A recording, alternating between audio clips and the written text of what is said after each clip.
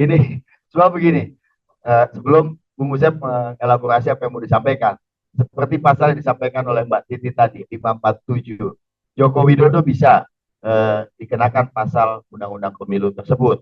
Ya walaupun cuma 36 juta ya teman-teman. Tapi kira-kira bagaimana? Ada 3 tahunnya itu maksimal. Ada 3 tahunnya, oke, silakan. Iya, makasih Mbak Titi udah memaparkan penekanan pasal-pasalnya ya. Saya lanjut ke tindak lanjut penegakan hukumnya gitu ya. Di mana kita punya Badan Pengawas Pemilu yang merupakan lembaga negara mengawasi pemilu, dan itu karena ada ketentuan pidana, Bawaslu bisa kalau ke depannya, ya, jadi sejak pernyataan kontroversial Presiden Joko Widodo ini diketahui oleh kita, ini kan bakal jadi efek domino secara hierarkis dan meluas gitu ya ke provinsi, kabupaten, kota se-Indonesia gitu.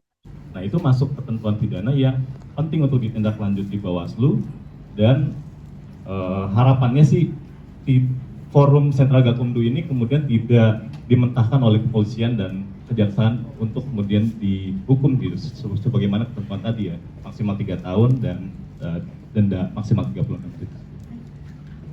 Nah, lalu bagaimana kemudian Bawaslu yang punya kewenangan besar ini menjalankan fungsinya dengan optimal sejak hari ini sampai pemungutan suara nanti? Dia punya fungsi pengawasan secara langsung dan fungsi pengawasan yang melibatkan masyarakat. Tapi saat Bawaslu bilang seperti itu, yang namanya kampanye itu ketika ada kalimat ngajaknya gitu. Ayo coblos ini, ayo pilih capres ini, partai ini gitu ya. Nah Bawaslu itu seakan-akan, bukan seakan-akan ya. Jadi malah saya ngeduganya itu seperti pengen menggugurkan kewajibannya gitu loh, dengan menyebutkan kalimat hukum yang positifistik gitu. Padahal sebenarnya kan kewenangannya itu besar. Dia punya kerja-kerja yang langsung ke tempat kejadian untuk mengumpulkan segala hal yang berkaitan sama dugaan pelanggaran kampanye itu. Kan secara kasat mata sama kalimat kalau tidak ada kan bisa berkaitan sama saksi-saksi yang ada.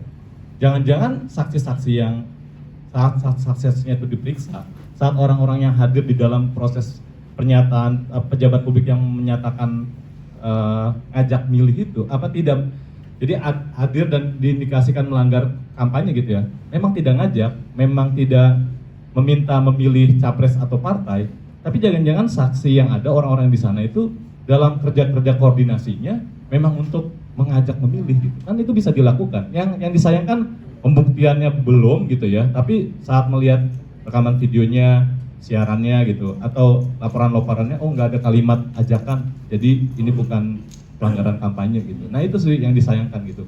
Jadi kewenangannya besar, tapi saat ada dugaan pelanggaran, kewenangan besar itu tidak dioptimalkan gitu, dengan melibatkan banyak pihak terkait.